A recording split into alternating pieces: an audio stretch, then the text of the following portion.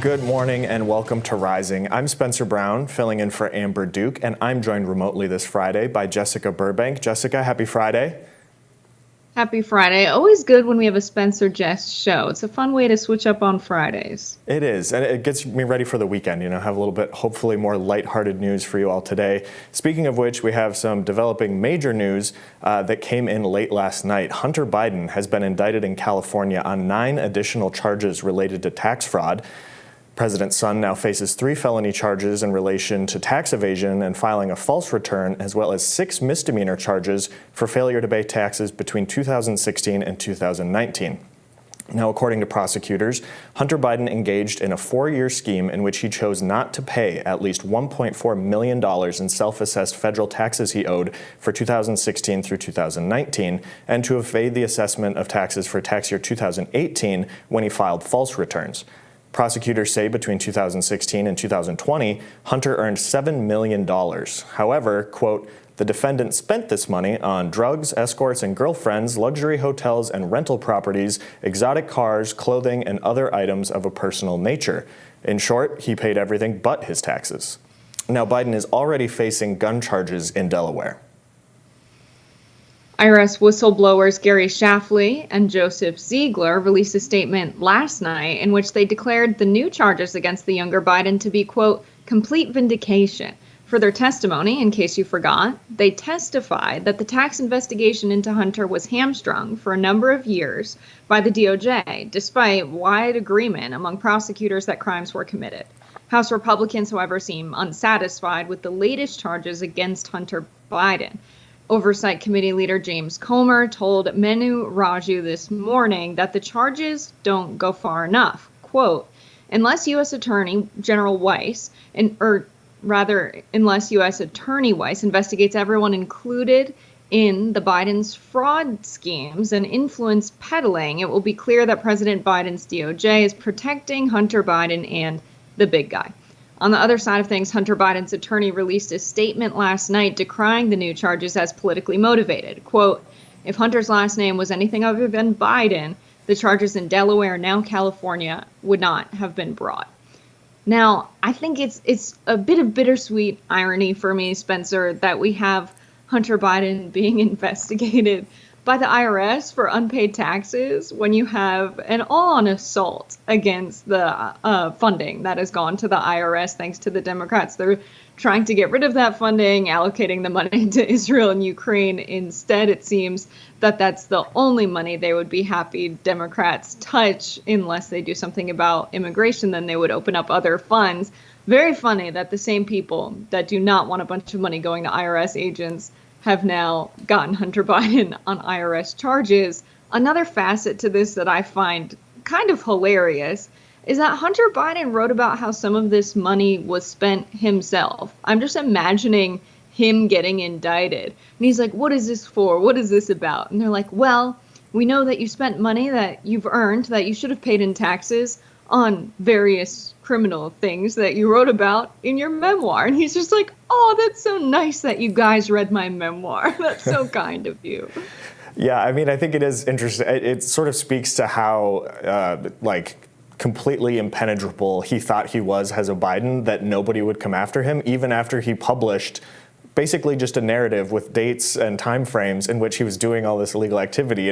Part of it, the gun charges that he's facing are because he said he was not addicted to or using drugs, when in his book he said that during that time frame he was in fact smoking a ton of crack, and that was around the same time, he was so addicted that he ended up smoking Parmesan cheese on a few instances. And it's insane that he thought he could put all this in a book and somehow still be immune to any sort of punishment for it. And I think if you look at the broken out sort of what he failed to report to the IRS, his expenses and his income, there were a number of things, and he spent more on both, quote, various women and on adult entertainment than he spent on legal fees, which I think is sort of a cautionary tale that at any point, if you find yourself spending more on various women and adult entertainment than you are on legal fees, you're probably, again, acting like you're just going to be able to do what you want and completely get away with it and face no real penalties.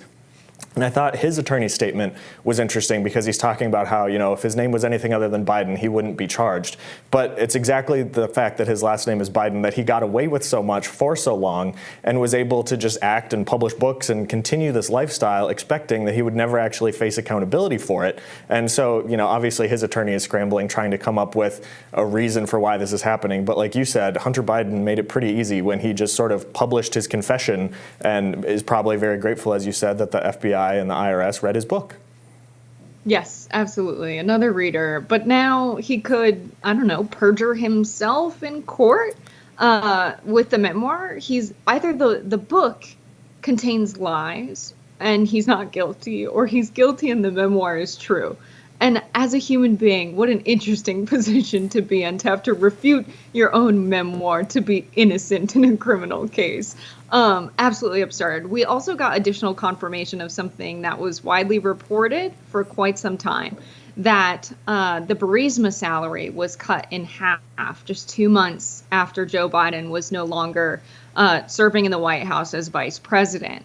So we know that there was something interesting going on with the proximity that Hunter Biden had to the presidency when he was serving on the board of Burisma, the Ukrainian energy company. He was apparently earning $1 million a year, and that was cut in half to $500,000 a year just 2 months into the Trump presidency.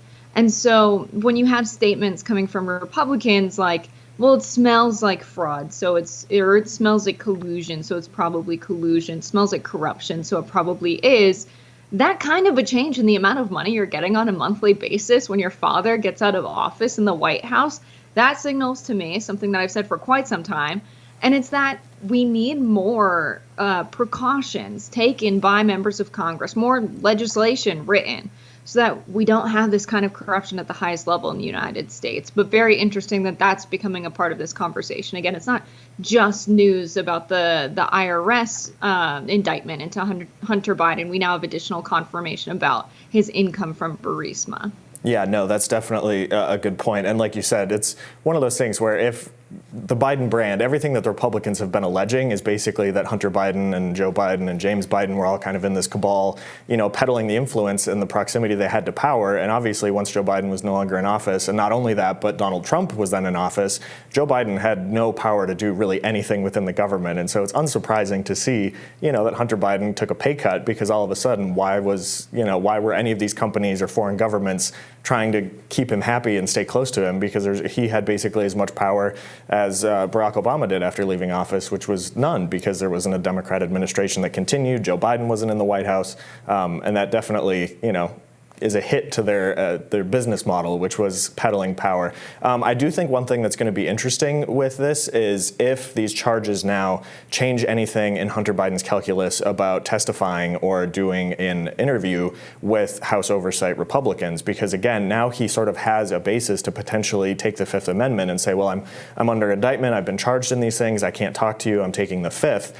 which would obviously throw a wrench in what House Republicans have been trying to do in getting him to sit down for a transcribed interview, to do a deposition with him, and then eventually, theoretically, to have him testify publicly in that committee. And it will be interesting to see if he tries to use this as a way to get out of that, because obviously he's been trying to resist sort of setting his own rules for how he's going to cooperate, quote unquote cooperate, with House Republicans. And it's something else that we will have to continue to follow, which we definitely will hear, and we will have more Rising coming up right after this.